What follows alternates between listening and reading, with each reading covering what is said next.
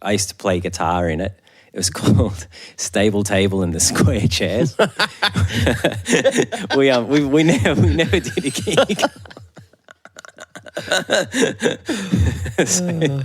But that was the first band. That's one of the best band names I've ever heard. That's brilliant. I know. Maybe we should have a comeback.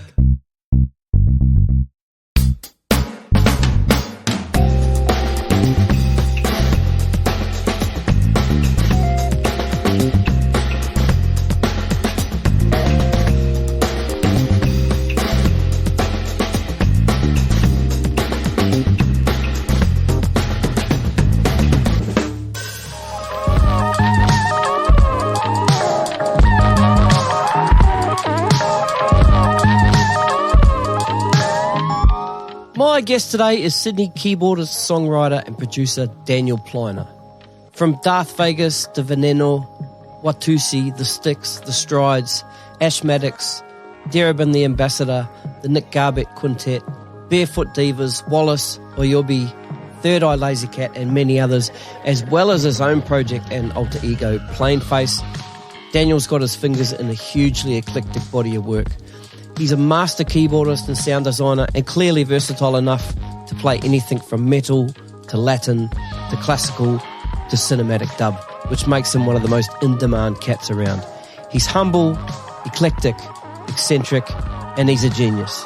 Ladies and gentlemen, please give it up for the plinosaur, Mr. Daniel Pliner.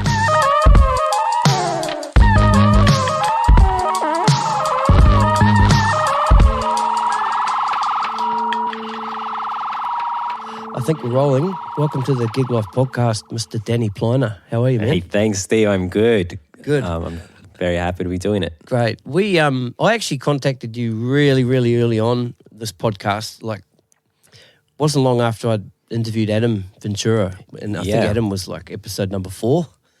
Yeah. Yeah. And I think that was the first time I may have contacted you asking about it, and I think you might have had a fair bit on, and maybe also thinking, who the fuck's this guy? I don't have that much on now. But yeah, me and Adam go way back. I know. We play a lot of music together. He's a cool cat, man. Amazing person, cool musician. Just he's a boss. Yeah. Yeah. Man, how's the last few months been for you? What were you up to before the whole COVID thing happened, and what got blown out? I guess the main thing is I had gigs before, like every working musician, and now I don't. Well, the few have started to come in like in the last few weeks, and the whole thing's been like kind of ups and downs. Like, an up was when JobKeeper came through. You know, like that's pretty much a lifesaver.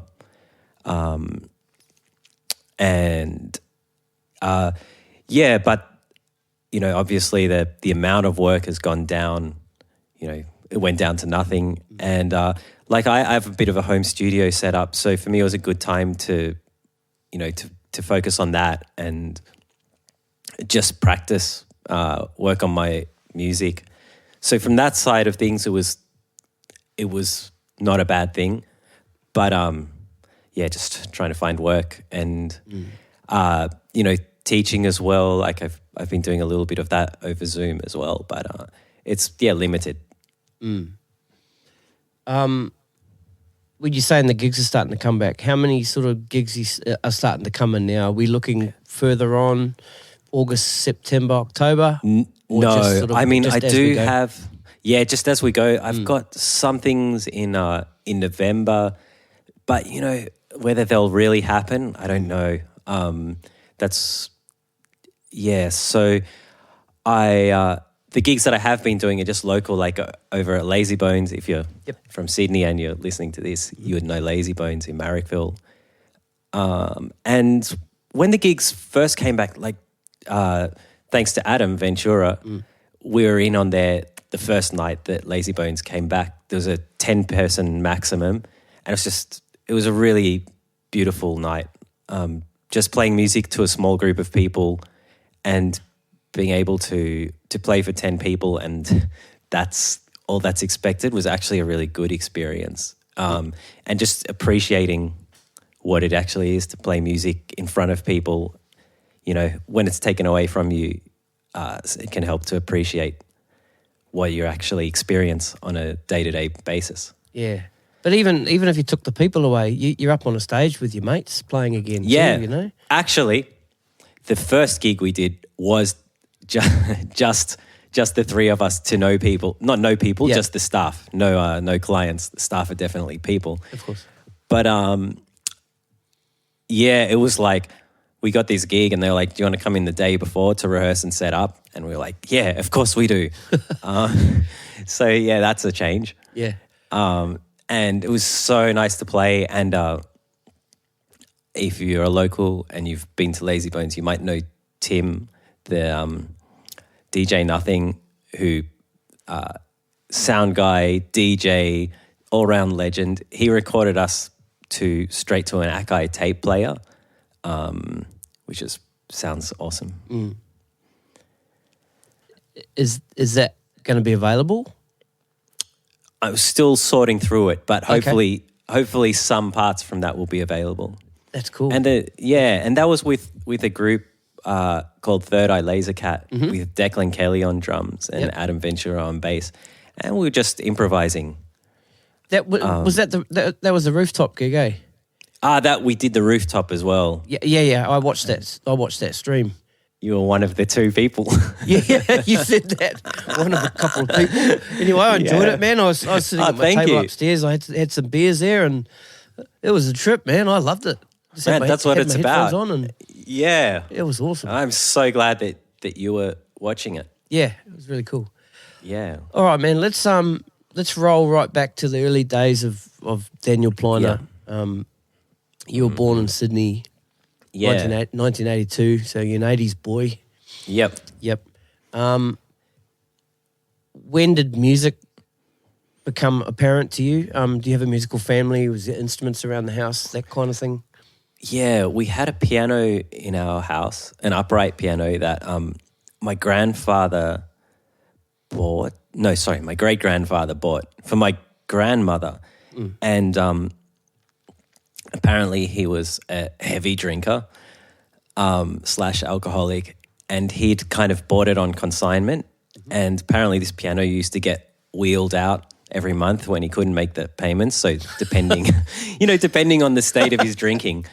Right. And then they bring it back when he paid. Well, yeah. And then he'd That's awesome. Kind of get it back.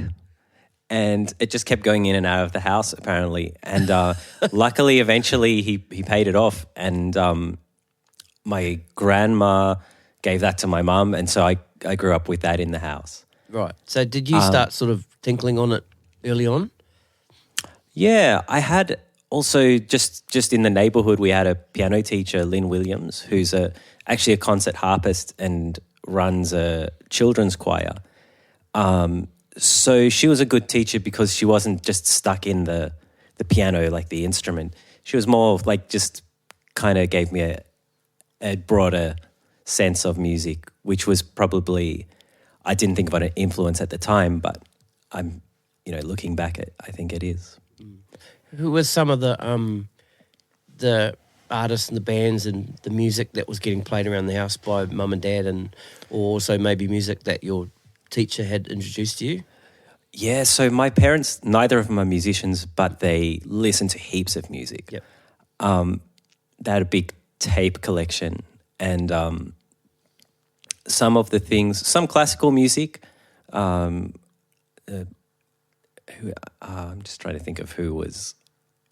There was one particular composer which escaped me that we used to listen to more than others. Mm-hmm. But then also my parents were born in South Africa, so they had a lot of South African music. They had this band Jaluka, which was kind of like an early crossover black and white band. Like they used a lot of Zulu music influences as well.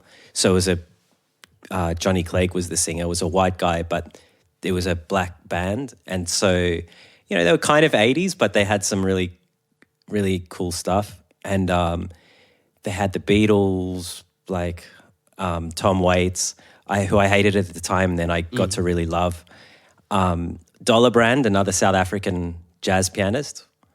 So yeah, you can see it's not really in one direction. Yep. They also weirdly had some like heavy fusion records, like this Swedish band called Focus, and like Chick Corea, like Electric Period. I don't know why they had that, because they weren't particularly like into fusion, but they just listened to that along with all their other music, along with, you know, just pop music at the time as well. Plenty of Billy Joel and, you know, Tina Turner. Like, so yeah, as you can see, like it's kind of all over the place. But that's something that I thought was really cool, like that they could just show an interest in an art form like music. Yep. Was just the fact that the piano was in your house, was that the reason you started playing it, or was there a pianist that you heard through your mum and dad's music that made you want to play? Oh, that's a really good question. No, just because it was there. I didn't know anyone who played really well. Like there was, like my teacher played well, but I didn't see her around playing. There's no one in the family played it. And yeah, there was no one at school really played either. It was just because it was there. And like even my piano teacher, I started with her when I was about 6, and a couple of years after I started learning, she moved. So I didn't have piano lessons, but I just used to get on there and mess around, make up songs using all the white keys. Right. So did you take to the lessons well? Was it something you like really average. Enjoyed, or you really had to? No, I think I was pretty much average. Like I was really enthusiastic, but it wasn't like my main thing. It was just something I kind of did. Okay, so what was your main thing? Well, I was kind of into rock climbing when I was that age. Like, yep. As a kid, and just I didn't really have a thing. So yeah, playing was just, you know, part of one of the things I used to do. Like, yeah, I wasn't particularly like good at it, but I was really keen, and I used to also compose pieces. I can't say they were like fully finished compositions, but right. I was always making stuff up. That's probably the main difference to say, you know, maybe your average kid doesn't feel like making up songs. I gotcha. Makes sense. Yeah. So when was the point when you thought, okay, I think this music is a little bit more than just another thing that we're doing? When did that become apparent? Sort of towards the end of school. When I was in year 10 at school, I was at Sydney Grammar, which was like an all-boys school, and I didn't mind it. It was a good school, but I used to whinge a lot to my mum. And she said, well, why don't you change? And I kind of was like, oh, I didn't realize that she was taking me seriously. But I auditioned, because of that, she made me audition for the Con, which was a music-focused school. And I got in on composition, not piano playing. And it was just like some of the other kids that I met there who were a little more like kind of advanced in music. I just got a bit more influenced by them. It's not that I really wanted to become a musician, but they, you know, that sort of influenced me to spend more time on it and be a bit more directed. Mm. So can you explain to me the difference between getting into the Con for composition as opposed to being an instrument player? What's the difference here? I don't quite understand. So I did have a little book of compositions, and I think there's very few kids that actually kind of write anything down musically. So the bar's not that high. So, you know, as a instrumentalist, I think it's a bit more competitive. Like, so I did play piano, but probably on the strength of my piano playing, I probably wouldn't have got in. Okay. But the fact that I was also writing music, they thought, maybe that's something that's worth developing. So how long were you at the con? Did you do the full course? Just the last 3 years of school. Okay. And there was a couple of jazz musicians there that, I didn't know anything about jazz. I'd never played it, had no interest in it. And it took me about a year. So in year 10, I still thought it was stupid. And then by year 11, I was really thought it was really cool and was like trying to play it. Yeah, that's cool. Were you playing in school type bands at that stage? When was your first sort of band experience apart from the con? I had this terrible rock band with two of my friends in the neighborhood. This is going back, when we were maybe 11 or 12. I used to play guitar in it. It was called Stable Table and the Square Chairs. we never did a gig. But that was the first band. That's one of the best band names I've ever heard. That's brilliant. I know. Maybe we should have a comeback. Yeah, that's cool. Yeah. So when the con finished, what was the plan there? Did you know that you wanted to continue on and do music, or was it? No, I didn't know what I wanted to, that I wanted to be a musician. I didn't even know really what it entailed, even though I was at the con. But I had no idea of what a professional musician does. But I did start playing in bands around that time, professionally, in that it was for money. So I joined this salsa band. At that time, there was a salsa night in Fairfield or Bossley Park at Marconi Club. So, there'd be 13-piece Latin bands. And I got really into it. I was really enthusiastic. I used to love going to rehearsal. Everyone else used to hate it. I kind of had to keep secret how much I loved being at rehearsal.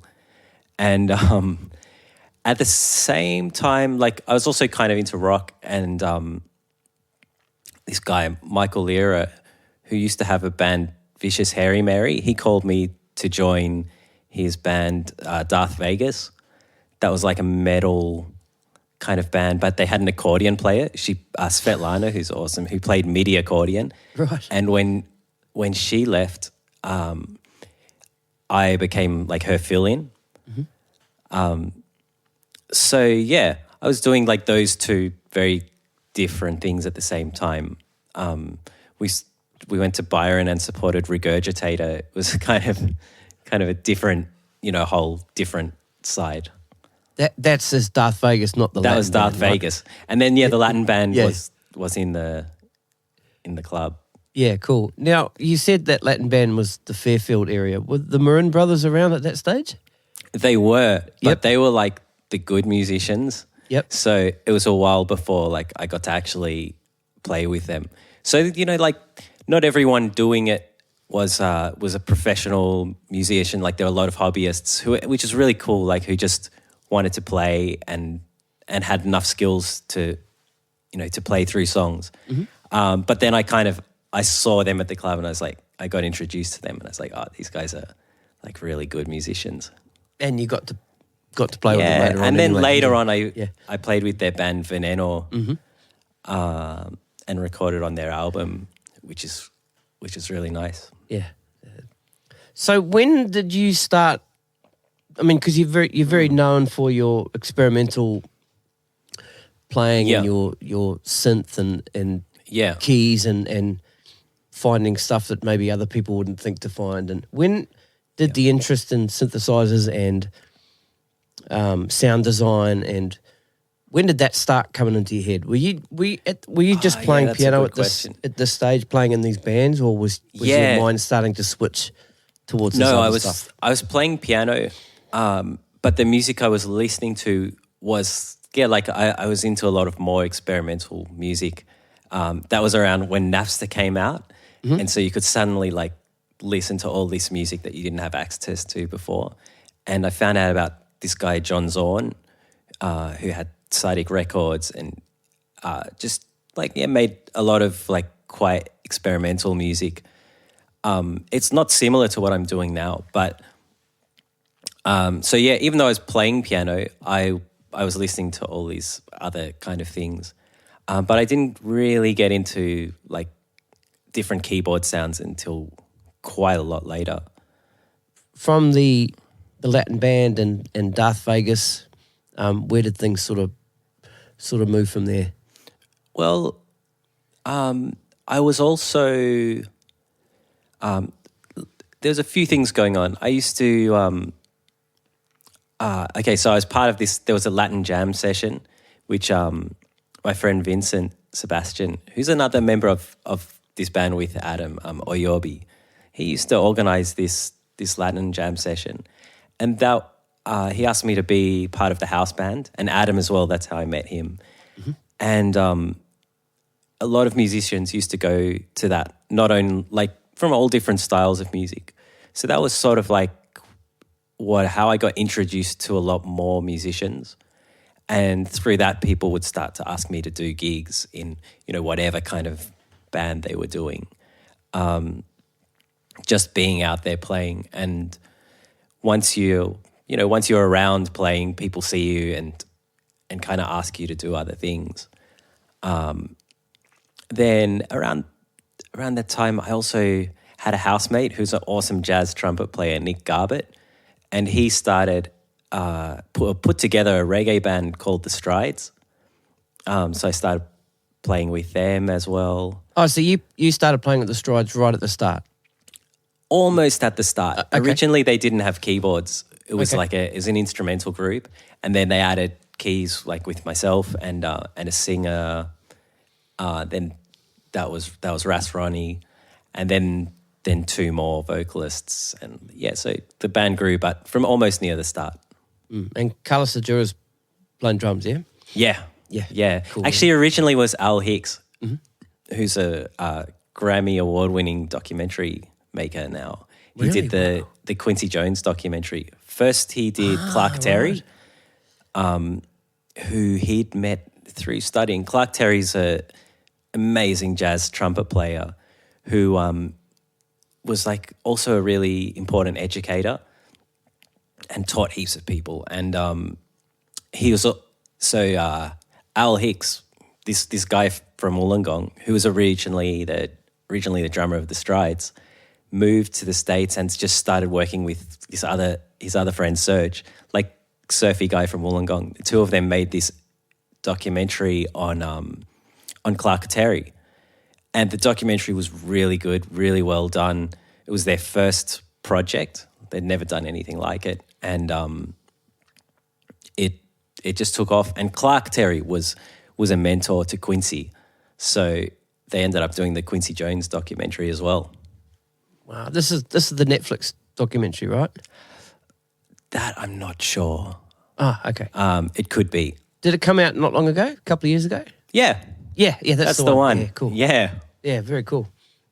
Okay, so you're getting called to do all this work. Yeah. And at what stage there did you start to think, actually, I can actually make a living from this? Because you, like you said, you weren't quite sure. Yeah, I mean, I did. The other thing I left out is that I did study music. After school, I went to New South Wales Uni. Mm-hmm. So it was something I thought I could do, but I just didn't have an idea of what direction. So I just basically worked on whatever I got asked and whatever I thought was good, like a mixture of both. But without maybe much conviction in terms of what I was doing, but I just kept doing it and sort of started to find maybe more of a niche within that. Mm. So that niche being what? I guess playing, basically, for me, it's important that the main thing for me is music that either I've written or that someone else that I know has written. That's okay, I got you. Oh, that's what you mean by your niche. Okay, right. Yeah. Gotcha. More or less, and also trying to approach music from a way that's not like too piano focused, but also I can play the piano, so trying to mix that together, like mix a few influences and just come at it from an angle that incorporates sort of all the different styles I'd been listening to.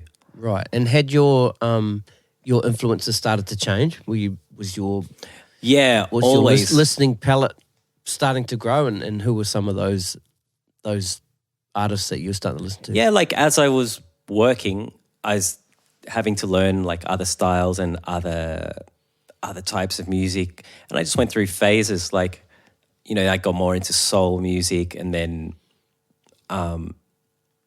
mostly just through having to play it, not because I really knew anything about it.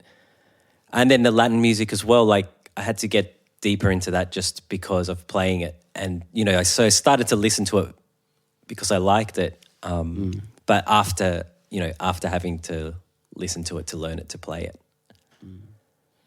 Now, are we getting close to the stage where you're starting to experiment a little bit more? Yeah. Once you're getting into that sort of niche now, and you're doing the work either you've written or someone else has written. So obviously you're in situations where you've got a little bit more freedom to do your thing. Yeah, that's right. And all during this time, I was also always writing compositions at home, like mostly on bits of scrap paper. And I have a good friend who's a violinist, Daniel Weltlinger. We used to just have like a duo, just playing kind of whatever, really. And that was always a bit more experimental. And then we had a group, the Asthmatix, which is still going, although they live overseas. So it was me, a turntablist, Mickey Morfingers, and Daniel. Mickey Morfingers, how cool is that? What a good name. Yeah. And so, yeah, we were always kind of doing stuff, and he showed me a bit more about like using a computer for music and and using recording software and that kind of thing. And actually, our album's finally finished. So when are we going to see that? Maybe, hopefully, in a few months. Awesome. Yeah. Cool. That's the Asthmatix. Yeah. Yeah, cool. Yeah, that's right. So that was kind of going behind, at the same time. And Darth Vegas was pretty experimental too. And actually, I was playing keyboard in that band, but I just, I was just flicking between patches. I didn't really design the sounds very, very much. I was just like finding whatever sound I needed and flicking onto it. So, yeah, I had a question a little bit further on I was going to ask, but I might ask it now since we're kind of talking about sound design and going from patches. And when you're creating new sounds, do you hear that sound in your head and then start trying to design that sound, or do you sort of find a preset and go, that kind of sounds cool, I might start messing with that? I think you kind of sort of answered that question. That's a really good question. Mostly the second way around, finding a preset and trying to manipulate it.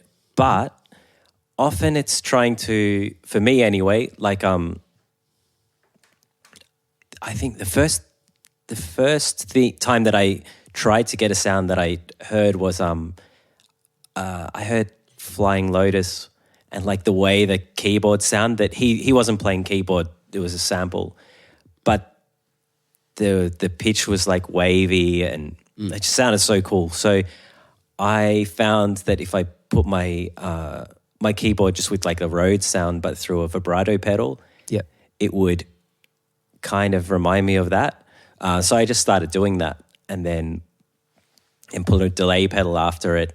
And if you kind of like mess around with the delay with your foot, that obscures it a bit more. So it's simple things, but it makes a big difference. I saw you doing that stuff in that rooftop feed. Your head would kind of drop down and then you're messing around on the floor. Yeah. Yeah. Yeah. So that's one way. That's using guitar pedals. And I think it's a good thing to try and copy a sound that you're never going to be able to copy, or imitate a sound you can never do. Like, I'm not that interested in like trying to get the Mellotron sound from Strawberry Hills, because it's Strawberry Fields. Sorry, not the Strawberry Hills Hotel from Strawberry Fields, or some like famous keyboard sound. But yeah, like, so I haven't really tried to do that, to like emulate a famous keyboard sound, but rather like just try and get close to sounds that might not have been made on a keyboard, or might have been like sampled and then degraded in the sampling process or something. When was the first synthesizer that you saw? Or that I saw? And you went, fuck, I want one of these. This is cool. Oh God, I can't remember. The first analog synth that I bought, though, I went to someone's house, and it was like a party, and I went into one of the room, right, and this dude's got just all these synthesizers in his room. Like, some of them he was modifying, so they were open, and also like smoke, like a stage kind of smoke machine and strobe lights. I was like, this is the craziest room I've ever seen. Yeah. And I was talking to the guy, and he was like, one of the synths he was going to sell it. It was a Korg MS-10, which is like a monophonic analog synth. So and I bought that off him. That was the first synth that I bought. Cool. Okay, sorry, were you going to say something? Oh, no, I was just going to say I didn't really know what it was. Like, it seemed like it would sound good. Right. That's cool. Okay, so we're at the Strides, and you're, also taking on other gigs and projects and stuff. What sort of came after the Strides and Asthmatix? I started playing with this Ethiopian singer that lives in Sydney, Dereb the Ambassador. And again, it was through a housemate who was playing bass in the band. And I played in that band for a few years. That was a really good experience, like getting my head around that music. I just really loved it as soon as I heard it. And I had to change the sounds I was using for that, because I needed like a organ, which I had no experience with. And I found this secondhand organ in a music shop that doesn't exist anymore, Smithy's, that was going cheap and like was just sitting there. It's a transistor organ, Hammond. So I started playing that. And I also played in a band called Watussi, which was Oscar Jimenez projects, like rock, Afro-Colombian kind of roots band. Was Simon Olsen playing in that band? I replaced Simon Olsen. So after he left, I think they couldn't find a guitarist. This is where you came, because you came in to replace a guitar. When you told me, when you wrote to me saying that, you joined Watussi to replace the guitar, I was thinking maybe that was Simon. Yeah, that's right. And that's when at that time I also had the organ, so I'd like put that through an amp. And because I feel like if you're playing with guitars, sometimes for keyboard it'll sit better if you play through an amp. Right. Rather than like there's a keyboard speaker or into the PA. So then I started messing with amplifiers and putting keyboards through amps, basically. Going back to Dereb the Ambassador, I've been listening to that music for the last couple of days. Yeah. And it's really cool, man. Yeah. It's kind of got this little bit of the Cat Empire vibe to it, but with Dereb's very unique, like Ethiopian voice in the language, and I just love the way he sings. Like the African voice has that very unique vibrato. Yeah, I love it. I think it's really cool. I listened to the later album and then the 2016 EP. I've been listening to those the last couple of days. There's one really other cool album before that, which I didn't play on, but which is also amazing. The first album they did, the thing is finding it. It's pretty rare, but if you find the first Dereb the Ambassador album, you should definitely. I think it's on. It's a red. Got a I think red it's on cover. Apple Music. It's definitely not on Spotify. Yeah, it's not on just have a look. Spotify. Oh no, that's something else. It's Magnetica. No, it's not it. Yeah, it's just got on here for Apple Music. It's Volume 2, the EP. Yeah. And then Ethiopia is the 2018 album. Yeah. Yeah. They're the two things I've been listening to. It's really cool. Yeah. Yeah, Volume 2 was produced by Tony Buchan, who's a producer from Sydney who moved to, I think he's in LA now. He's in the US. Okay. And he uses a lot of old equipment. So that gives a really cool sound. Yeah. Who was the band on that? That was the second album. That second album. Yeah. The Okay. 2018 album.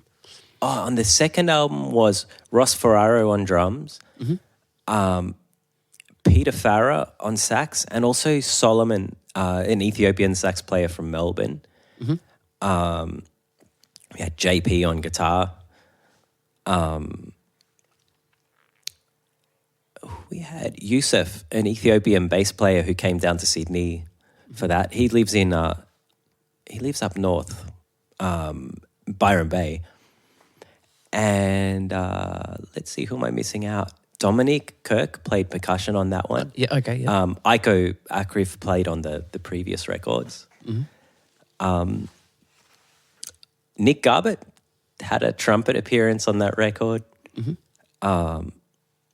Yeah, that was the band.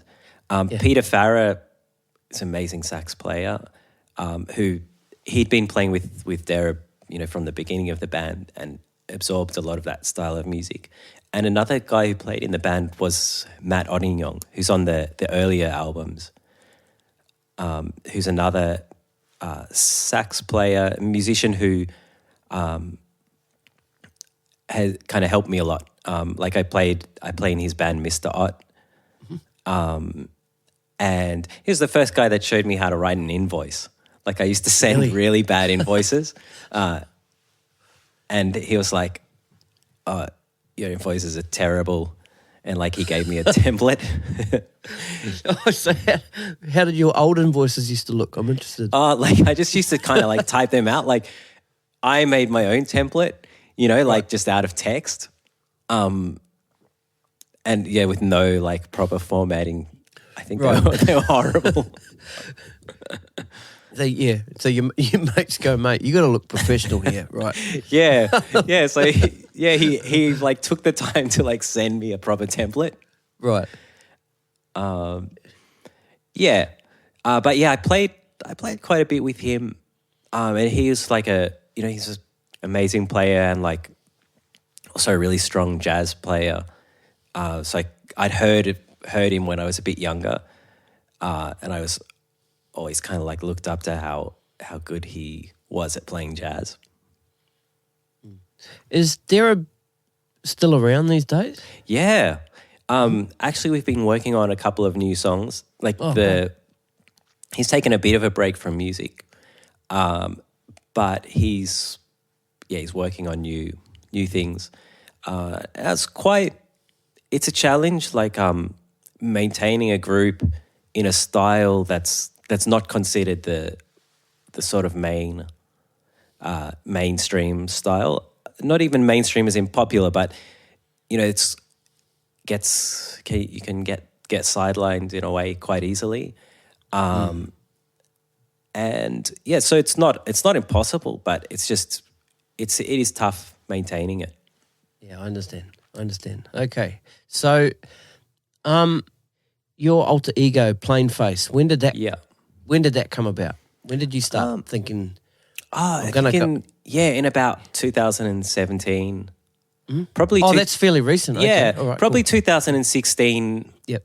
I was already working on that music, but it was mainly because of Crystal Diola, who is a musician, but also like DJ and promoter, and she was working for Low Key Source at the time, and she basically said to me like, can you put something out? And then I had to actually like be like, okay, it's a real thing. Like I need a name and actually put out music and not just like tinker. So it was kind of thanks to her. Did you recall old compositions for that, or once she said we want you to put something out, did you kind of start from scratch and then write that EP from there? No, I worked on like stuff that I was working on anyway. So I was doing it, but I just hadn't put it together like an outlet for it. I gotcha. Yeah. I gotcha. I'll definitely link all the stuff. Everything thanks. we've Yeah. basically talked about, and we're still talking about. I'll put links to it in the show notes. Awesome, yes. So thanks. people can go check it out. It's really cool. Yeah. Okay, so I want to talk a little bit about the Sticks. Yeah. Now, that really fascinates me, that whole, what you were telling me about. The Sticks is a three-piece. It's yourself, Yep. bass player. Yep. Josh Ahern on bass. I'll let you carry on with this. And Alon Ilsar on drums, and this instrument called the Air Sticks, which is something he's been working on for a while. It's an instrument he designed with a guy that I went to school with, Mark Haverlive. So Mark did the tech side of it, and Alon designed it. And he used basically a generic brand of video game controllers. So he plays in the air, as if you're if you could imagine like Nintendo Wii, but they're not actually Wii controllers, but it looks a bit like that. And that basically does two things. It's like a percussive synthesizer, so it's like playing an air drum kit in a way, but it's not just that. The way he moves will kind of morph the sound from one thing to another, or he can affect different parameters with movement. And I think the idea there was to basically electronic music, part of it is, producing at home, and it's hard to recreate that on stage. That's always a challenge. And his solution as someone that's done a lot of like improvising and stuff was to create this instrument to do stuff that sounds produced but is played live. I was watching the video that you sent me today. Yeah. And I'll link that also because it's hard for us to kind of explain what we mean by changing the parameters by moving your hands. But there's one part there, it kind of looks like he's playing drums and he does a sound, but then he throws his arm out to the right or out to the left, and the sound almost that's exactly it. Bows out with his arm, and it's almost like it's like you're watching some interpretive dance. Yeah, but the moves he's making with his arms, he's getting sounds. It's awesome. Yeah, it's such a cool thing. And we also did some shows with two visual artists who are like one's a professor and one is almost a professor at UTS, and they work on like fluid motion. So basically, apart from the movement influencing the sound, he was also influencing the visuals. So we'd be like behind a screen, and everything we'd be playing would be triggering these visuals. So yeah, hopefully we'll get to do more of that. That's cool. I've just got to let my cat out. Yeah, sure. Oh, you guys have got like third eye laser cat. I got one-eyed laser cat here. He's only got one eye, this one. Oh, shit. When was the first time you heard sampling and started doing your own sort of sampling? So I guess I would have heard sampling, since I was a kid, because especially in the 90s there was so much sampling, but I didn't think about it or know what it was. And then I think it was really Alon Ilsar, this drummer. He was playing some Madlib. I didn't know about Madlib. He's a producer, just like such a good producer. And then I started listening to Madlib and all the other, started listening to other producers. So it's, through that. The other album I heard was this Hudson Mohawk EP, Polyfolk Dance, which is just crazy. It's really cool. So that uses like, I actually have no idea how he made it, which is what's so cool about it. But like sampling and synths and all kinds of things. Do you remember the first time you tried to sample something? Yeah. I got a copy of Ableton, which is like a really good recording software for sampling. But I just used to, do it. I think the first thing I sampled was a CD that I'd played on. Which is, I don't know if that's a good thing, but I thought that'd be a good place to start and just like loop stuff and then see what I could do with it. But it's fun to do something that you don't know a lot about, especially, once you've been playing for a while or doing something for a while. I think it's a really good process to just try something new, like just try something you know nothing about and try and do it. Let's talk a little bit now about Oyobi. Yeah. Yep. So like you said, that's Vincent, Sebastian and Adam Ventura and yourself. Yeah. Yep. And it's, again, experimental, but I'll let you explain it. Yeah, it's experimental. I guess I'll put it like this. Like some of the sounds are the experimental part, but it's, like rhythmically the concept is always to be pretty solid.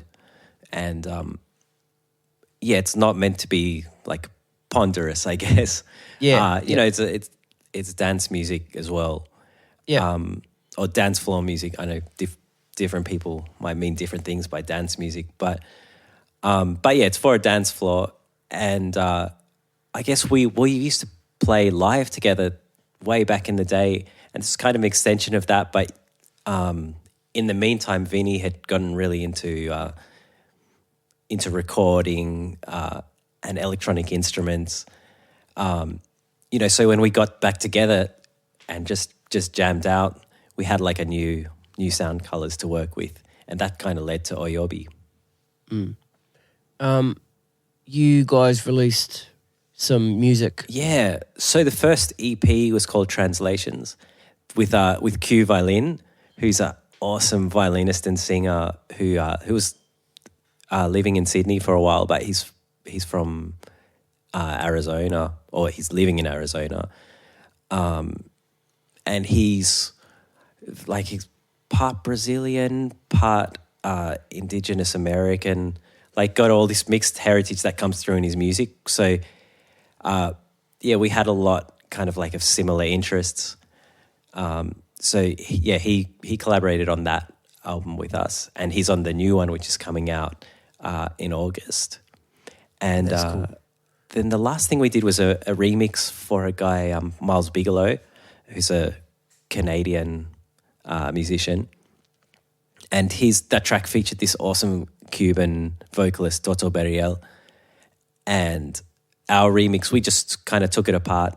So when we remix stuff, we kind of do it pretty much live. Like we take some element of the song and actually replay it, or replay all the other parts of the song, and then kind of remake it. Do you do it in a band situation though, or like do the three of you? Yeah. Play it live and then like we all get in a room and that's awesome. And kind of loop something up, and maybe stop and start and come up with ideas, and then just try flesh them out a bit, but without too much planning. Since COVID, we have done some stuff where we've done it all our parts at home and sent it in, which is cool too. That's actually something that I think going back to what we were talking about before with the new way things are, and like with COVID and having to all these restrictions, like if you can record yourself at home, you're at a huge advantage. So being, getting around that and getting set up is, I think, a really useful thing. Mm. Yeah, that's cool. Do you, just on the home setup thing, do you do sort of call-in sessions to people? Yeah. Get you to, I do. to play on stuff? Yeah, that's cool. And I love doing that. I've played on stuff for George Maple, What's So Not, some of the other people, Bin Juice, which is a cool band from Sydney. And sometimes I'm not there, like, with the band. Like, I either do it at a studio or from home and send it. And I'm really into, like, doing it from home. It's really fun. Like, it's a nice way of doing music. I don't think there's anything wrong with doing it that way. And also, especially if I'm sending it to someone else who's does production themselves, I can come up with like different options and sounds and stuff, and they can mess with it. Another group is To Another, who are an Australian and an English guy that live in London. That I just send stuff. That's cool. That's really cool. What do you do outside of music? In terms of work, like just basically a little bit of teaching, but not that much else. I was an Uber driver for a little while, and I haven't done that much else outside of music in terms of work. What about fun and leisure? Yeah, I just like bushwalking, reading. I used to be into rock climbing as a kid, but it completely ruins your hands. Like, you can't play an instrument and then try and climb walls. Right. I was thinking of a question I was going to ask today, but then I thought it might be a bit stupid. But maybe it's go not, ahead, because you've just said that. But it was about your hands. Yeah. Are you very conscious? Well, obviously you are with the whole rock climbing thing. I know some people, a couple of guitarists that are super careful, even at home, like cooking and all the stuff about damaging your hands. Are you a little bit reckless in that sense, or are you really conscious of it? No, I don't think of that. I mean, it's not something that comes into my head on a daily basis. I don't think about it. Okay. But only if it's like in a kind of like when it comes to sports or something. Yeah, like things that are where you really like maybe putting yourself out there with your hands. But yeah, I don't really think about it. Okay. Probably was a bit of a dumb question. No, it's not a dumb question. That was the at answer all. I had to myself when I was asking myself that question earlier today. No, but it's not a dumb question, because it's kind of interesting to know like what people concern themselves with. Yeah. And whether there's things that like either that you're going around thinking about that actually aren't that important, or that you're not thinking about that you should be. Yeah, one of these guys I'm talking about specifically, I'm not going to say his name. Yeah. But he's a shredder guitar player. Yeah. Like, I think it's a certain type of person that would be really worried about the health of their hands. I think. Yeah.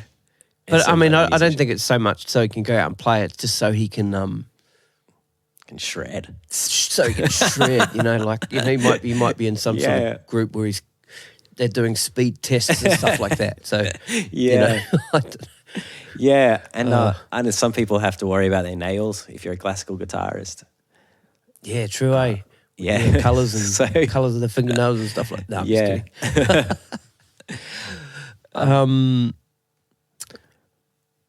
I was going to ask, you said this right at the start. I mean, due to COVID, you've gone back to practicing. Before COVID, were you finding time to take yourself away to practice? Not so much to practice your creating and your compositions, but for your facility? Do you find yourself? Yeah, I go having to through do that? phases. I find the thing that helps me the most is practicing things that I don't play in public. Like, for instance, maybe trying to learn a classical piece or practicing or like learn a standard, not so I can play it to people, but just to keep the mind open. And then, just, scales and regular stuff like that. I still practice, but I go through phases where I practice more and others where usually, like, if I'm busy, I won't practice as much.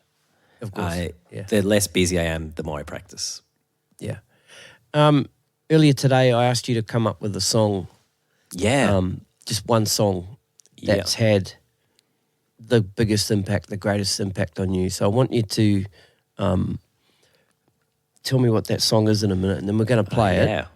We're going to listen to it together. Awesome. And I want you to explain to me why you chose that song and when it sort of came about and what that impact was. Yeah. So if you can tell me what that song is now, and who it's by, and I'll press play and then we'll listen, and then you can tell me what that impact was. Cool. So what we're going to listen to is Bud Powell, the pianist, playing Somewhere Over a Rainbow. Which you can hear playing now. I'll just turn that down a bit, and while it's playing in the background, you can tell us when you first heard the song and what that impact was. I think I heard this song kind of like late high school, like maybe year 12 or so. And I think I didn't really pick this because he's a piano player. It's more just like the truthfulness in it, like the lack of sentimentality. I just think is really cool. And he's it's quite virtuosic, but it's not that perfect. It's very loose. He sacrifices perfection to try something, and there's actually a probably more polished version by Art Tatum, which is just incredible as well. But yeah, this one influenced me maybe because of when I heard it as well. It's, but yeah, just his approach, and there's always something sad about whatever he plays, which, to take like a song like Somewhere Over a Rainbow that could easily be such a sentimental song and put that kind of like depth into it, I think is really special. What I dig about the recording, like it's a very old analog to tape recording, obviously, but you can hear the dirty head on the tape machine, and almost like the reel to reel tapes has got like a loop in it, and when it passes the head, yeah, you're right. I wasn't sure if that was someone playing brushes. That's what I thought too. I was having a real good listen, but it's not. I don't think it is. Because it's weird. If it is, he kind of like came in and then was like, well, he's not playing in time. Yeah, but I mean, just quit. Like you said, that song and that Bud Powell's playing on that is very, very loose. Yeah, I also chose that because I think, it's something that I just wanted people to hear. Very cool. Yeah. Awesome. What's a piece of gear you wish you had? An old synth maybe, or something? Probably an interface with heaps of channels, so I don't have to keep replugging everything. Right. Like heaps of really good quality channels. Yeah, right. That would be cool. If I could choose two. What have you got now? I've got a Focusrite Claret, which is really good. But yeah, that good. Yeah, how many ins and outs? It's got 4. So 4, right? Which is a step. I used to have 2, but I'm still like always plugging things in and out. And right, probably someone listening to this will be like, just get that Behringer thing with all the. They say Behringer's getting better. They are. I'm not so sure. Are they? Yeah, like Behringer's got all these new synths now. Right. Some of them are clones, and they're like they're good. They made an 808, Right. and it's really good. Oh, excellent. Yeah. Yay, Behringer. It's actually like, in terms of instruments, the last, I think, 5 years and to the present day, is a really good time for like new keyboard synths and stuff. There's just like so much more coming out. Right. So much more useful. I do have a question here regarding keyboards.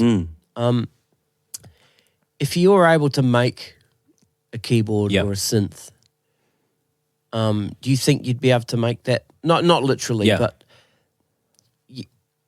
or is there something out there at the moment that's pretty close to everything you need in a keyboard? Or I don't think that the keyboard that does everything is always the best option. Like, you know, I guess you might need that for a gig, but like there are some really good kind of everything keyboards, but then you got to dive into menus, and sometimes it's interesting just to get a piece of gear that just does one thing and just use it for that. So yeah, that's more what I look for when I'm probably like choosing a piece of gear. Okay, that's cool. That's cool. Yeah, with the interface, have you looked at like maybe the 8 or 16 channel UAD interfaces? And yeah, I think got the onboard, something like that onboard processing, and I know something like that will be awesome. Yeah, and then you can get some of those pedal plugins even. But yeah, if I was gonna, the other thing that would be cool to have would be like a Mellotron, a real Mellotron. Cool. Because they sound so cool. Yeah. All right. So what do you got? What have you got coming up, man? Obviously, COVID's still here, so let's just work through that. Let's talk about some stuff.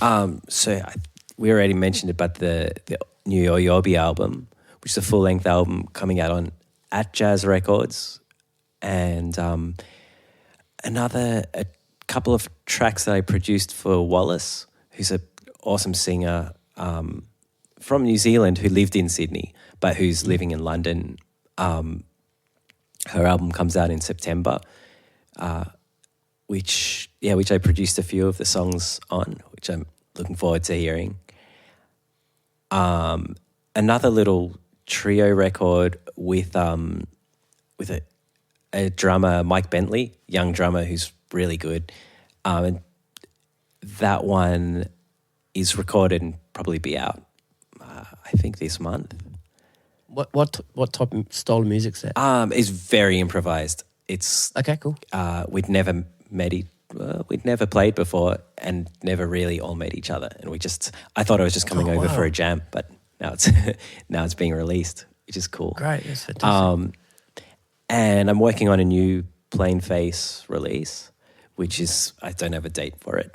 And also another group that I've been playing with Ross Ferraro and Jarol, awesome bass player from The Goods, called Cardboard Heroes. We have a project that's in the works that should be out.